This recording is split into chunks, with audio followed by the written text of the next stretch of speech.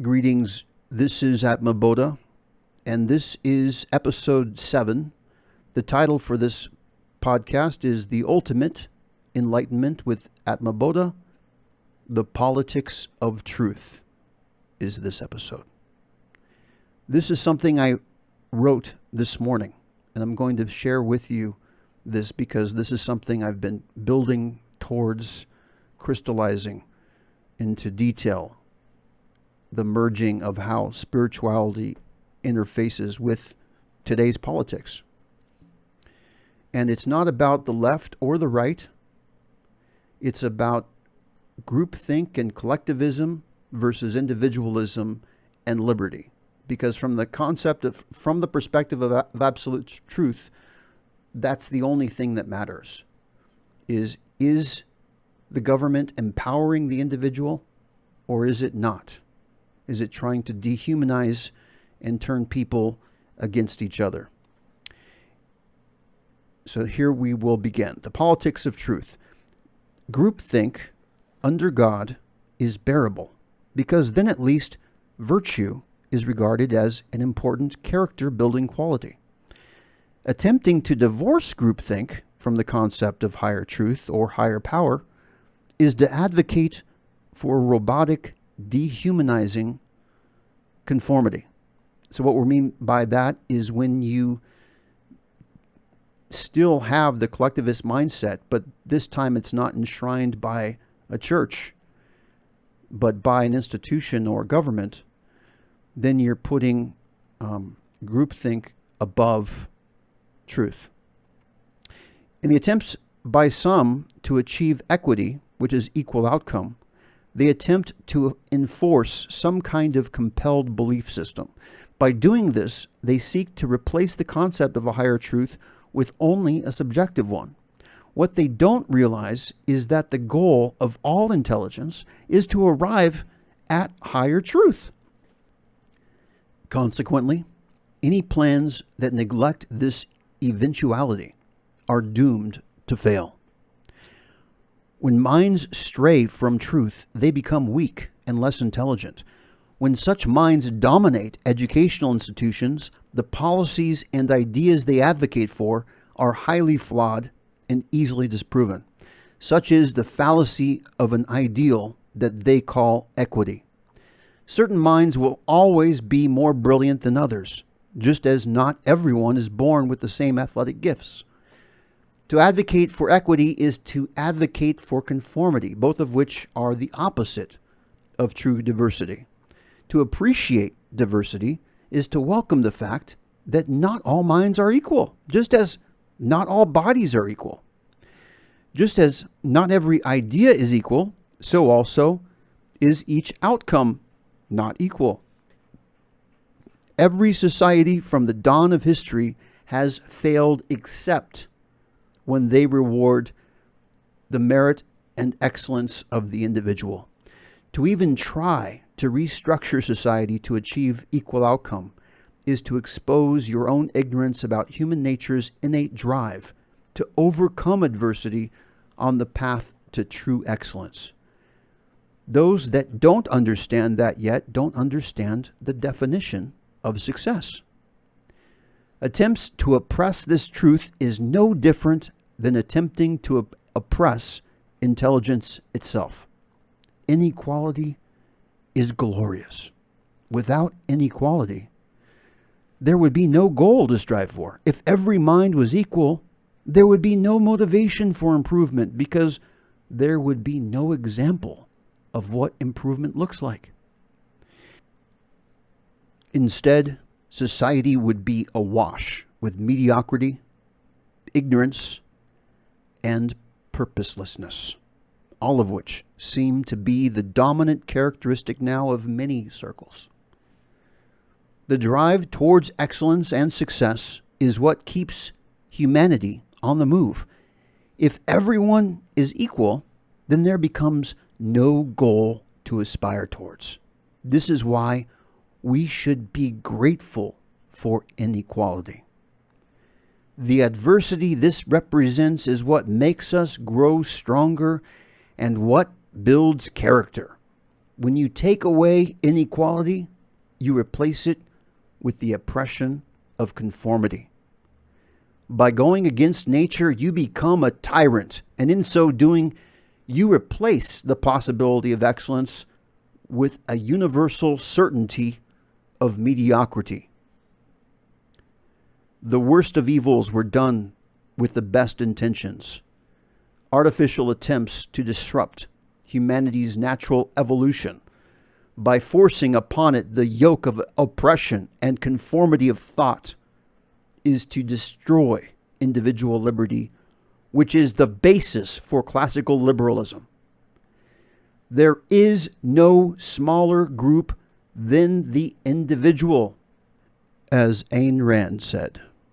Individualism is the truest diversity.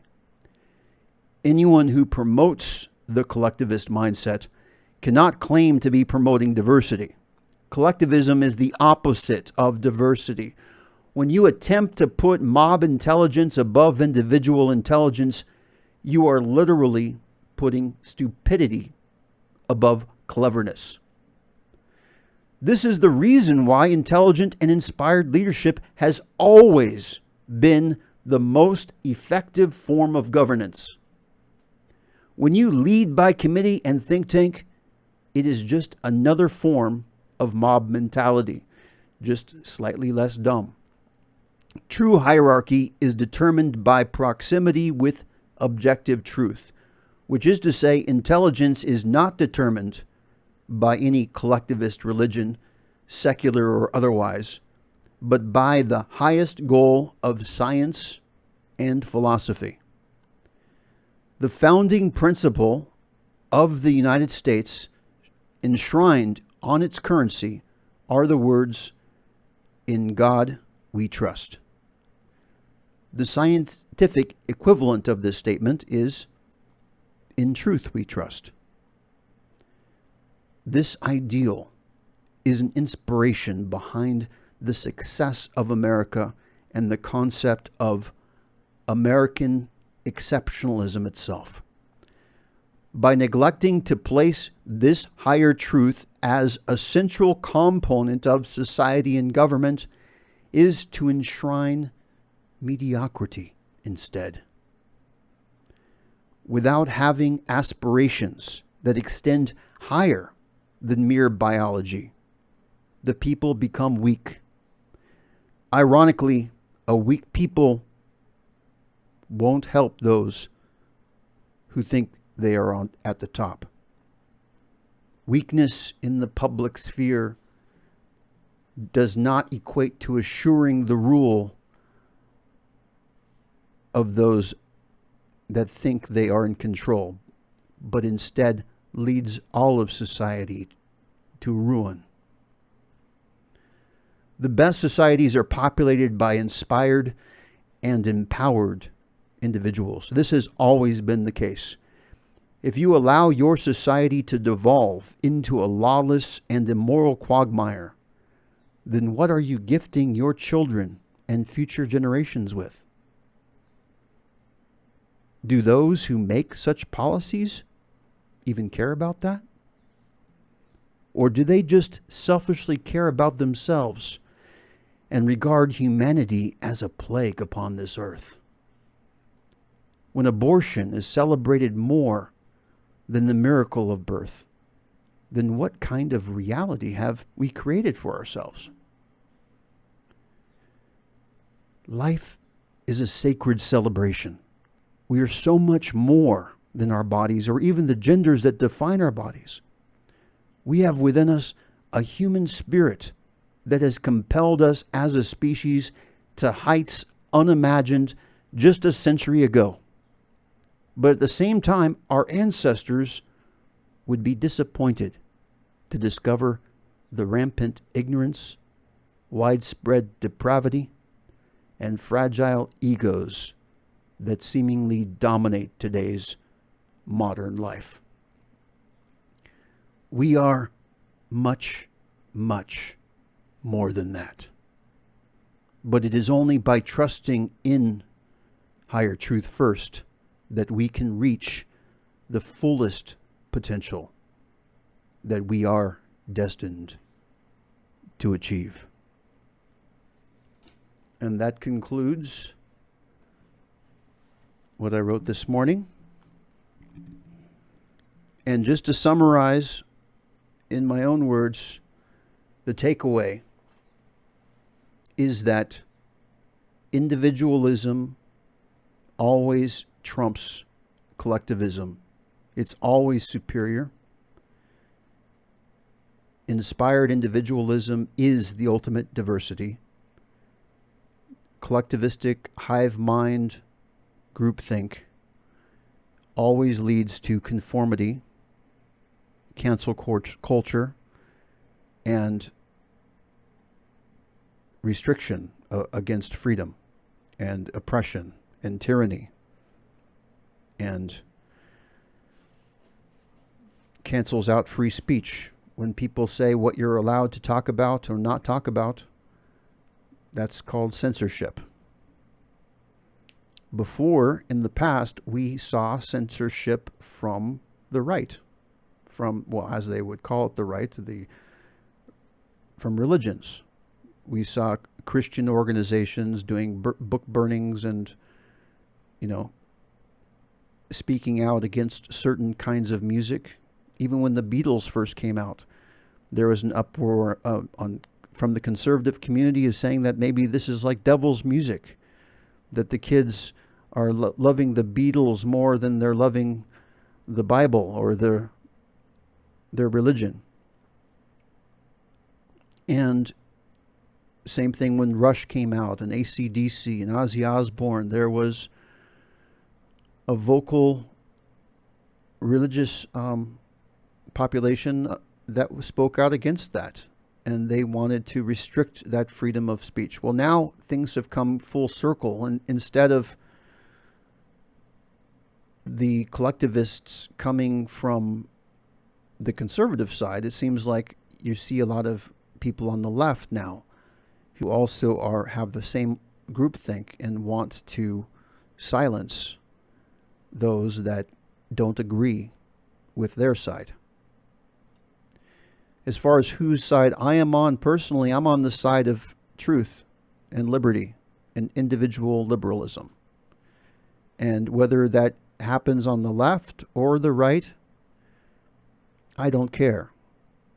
I just hope that truth wins, and truth does win, and truth will win. In fact, it's inevitable that truth will win.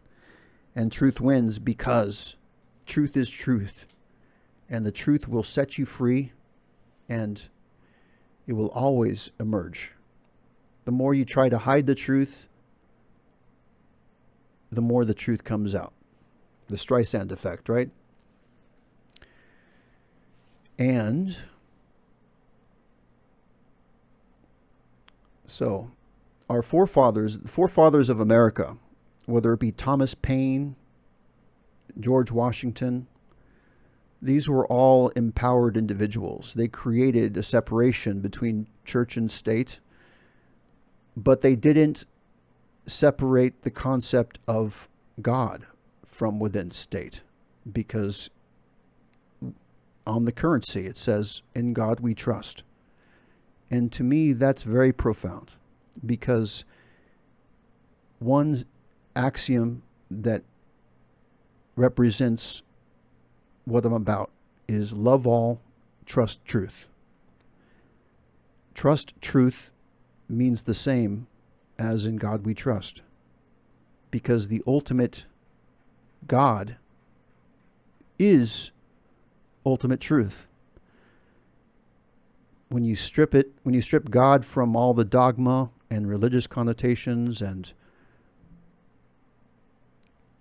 judgmentalness and human characteristics and the flaws that people, have a negative reaction to the concept of God, it's because of the negativity that's attributed to it. But if you strip the concept of God and just say it's ultimate truth, and you only put positive characteristics to that, then by trusting in this, there's no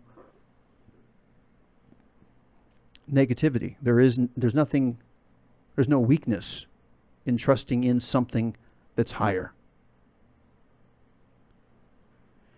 And so that's the point. And when you have this trust in something higher, you're not putting the trust in an institution or a government, human leadership, but you're putting an authority higher than these individuals. And the beauty about doing that is the more in touch with truth you become, the more of an empowered individual you become. You have more purpose. Instead of having purposelessness and lack of purpose, you have an inner purpose and drive that you want to see justice happen in the world, that you want to see truth happen in the world. You want to see oppression ended.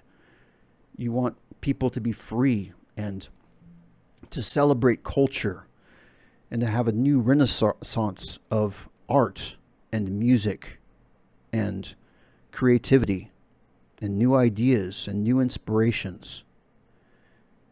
To be about hope and creativity and not about being afraid and feeling oppressed, but instead coming from the attitude that nothing can keep you down, that nothing can stop you, because you have the truth on your side.